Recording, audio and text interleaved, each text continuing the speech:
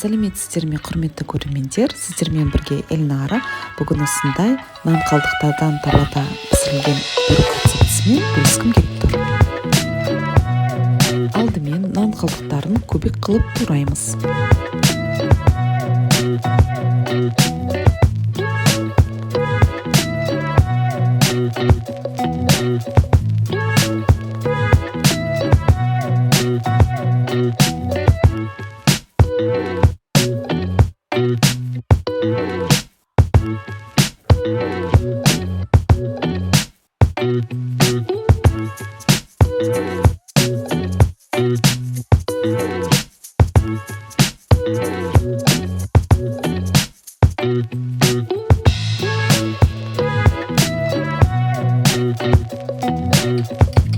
Үш жұмыртқаны сүтпен араластырамыз.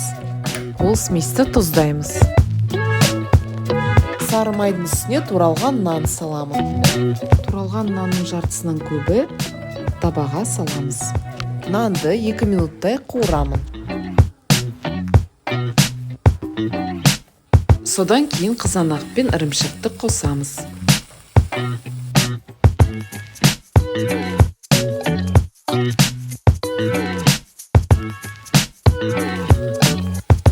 Үстінен жұмыртқамен құямыз.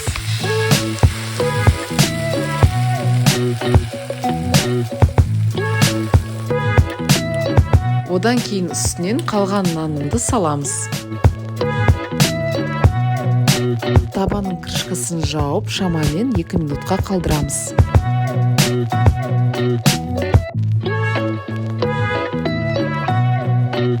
Мінеки 2 минут өтті. Ендеше біздің пирогымызды тексереміз. Видеодағыдай пирогтың үстін басамыз.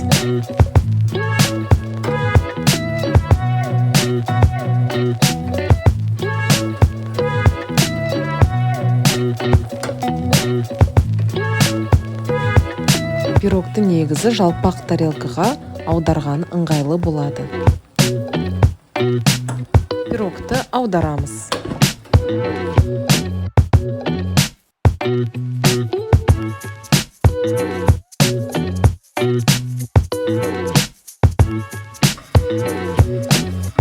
Пирогты аударғаннан кейін 3 минутқа қоямыз.